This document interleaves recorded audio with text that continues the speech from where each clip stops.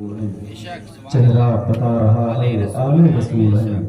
حضرت محترم یہ تھے شاہکار ترنم بلبل باغ مدینہ ثناخوار مصطفیٰ حضرت حافظ باری محمد چاند رضا صاحب اللہ، جو بہت بہترین انداز سے حکومت سرکار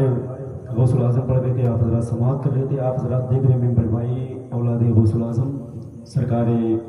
غوث العظم کی بارگاہ کے تابندہ شخصیت، جس کی نگاہوں میں اتنا اثر ہے، قسم خدا کی ہم جیسے گنہگار لوگ دیکھ لیتے ہیں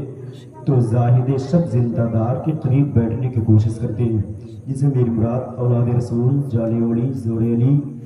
سجدی آقائی مولائی سندی شاہ حضور سید احمد رضا شاہ ظفر اللہ مقدس اللہ نورانی تشریف رکھتے ہیں۔ تمام تر علماء کرام تشریف رکھتے ہیں۔ میں میاں حضور کے قدموں کو چومتے ہوئے ایک مطلع اور ایک شعر سرکار امام حسین کی بارگاہ میں پڑھ رہا ہوں، سماعت کر لیں۔ اگر دل کو چھو جائے میرے بھائی تو اپنے ہونے کا ثبوت دیجیے گا، ورنہ کوئی بات نہیں۔ شاعر کہتا ہے میرے دشمن کو اسی بات کی دشواری ہے، میرے دشمن کو اسی بات کی دشواری ہے، ہاتھ کٹ کر بھی میرے پاس علمداری ہے۔ میرے دشمن کو اسی بات کی دشواری ہے۔ اگر سرکار امام حسین سے سچی محبت کرتے ہیں تو دونوں ہاتھوں پر آگر بول دیں لبیک یا حسین، بول دیں لبیک یا حسین۔ تشریف رکھتے ہیں، قسم خدا کی یہ ایسے خاندان کے لوگ ہیں جن کے بارے میں بہت پہلے شاعر نے کہا تھا کہ حسین صغیر کی مقتل میں کہہ رہی تھی، حسین صغیر کی مقتل میں کہہ رہی تھی یہی یہ بات، جا کے اسے کوئی بتا آئے اور گھروں میں چھپنا تو نامرد کی علامت ہے، یزید اگر مرد ہے تو کربلا ہے، گھروں میں چھپنا تو نامرد کی علامت ہے، گھروں میں چھپنا تو نامرد کی علامت ہے، یزید اگر مرد ہے تو کربلا ہے۔ یا پھر اپنے زبان میں کیوں کہہ لے کہ چٹا رہے ہیں زمانے کو سجدے سجاد، دلیر باپ کا بیٹا دلیر ہوتا ہے، اور یزیدی ابھی سے کیوں خوف زدہ ہے بتا تو صحیح، سنا ہے اپنے گھر میں کتا بھی شیر ہوتا ہے، یزیدی ابھی سے کیوں خوف زدہ ہے بتا تو صحیح، سنا ہے اپنے گھر میں کتا بھی شیر ہوتا ہے۔ میرے بھائی بول دے لبیک یا حسین، عباس کے نام پر بول دے لبیک یا عباس۔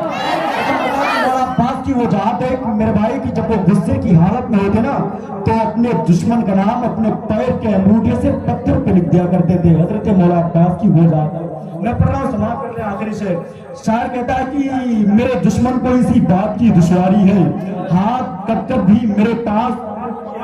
آخری شعر سب سے کم عمر کے سب سے بڑے بادشاہ کی بارگاہ میں جن کا نام حضرت مولا علی اصغر۔ شاعر کہتا ہے میرے دشمن کو اسی بات کی دشواری ہے، میرے دشمن کو اسی بات کی دشواری ہے،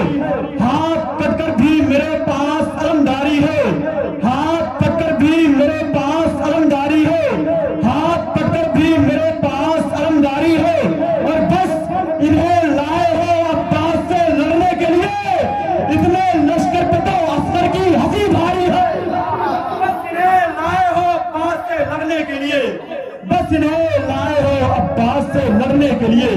اتنے لشکر پہ تو عسکر کی ہنسی بھاری ہے، بس انہیں لائے ہو عباس سے لڑنے کے لیے، اتنے لشکر پہ تو عسکر کی ہنسی بھاری ہے۔ اب آئیے حضرات میں اس خطیب کی بارگاہ میں عریضہ پیش کر رہا ہوں۔ وہ خطیب اگر صداقت پر بولنا شروع کر دے تو حضرت عثمان غنی کی یاد آنے لگتی ہے، وہ خطیب اگر شجاعت پر بولنا شروع کر دے تو سرکار مولا علی کی یاد آنے لگتی ہے، وہ خطیب اگر قبر کے موضوعات کو اپنا موضوع بنا لے تو محفل میں اندھیرا چھانے لگتا ہے، وہ خطیب اگر قیامت کو اپنا موضوع بنا لے تو محفل میں گرمی پیدا ہونے لگتی ہے، وہ خطیب اگر عشق پر بولنا شروع کر دے تو سرکار اعلیٰ حضرت کی یاد آنے لگتی ہے، وہ خطیب اگر تقوی پر بولنا شروع کر دے تو سرکار مفتی اعظم ہند کی یاد آنے لگتی ہے، جسے دنیا بہت ہی احترام کے ساتھ کہتی ہے خطیب ذی شان واعظ بیان فصیح اللسان، ہم سب کے مہمان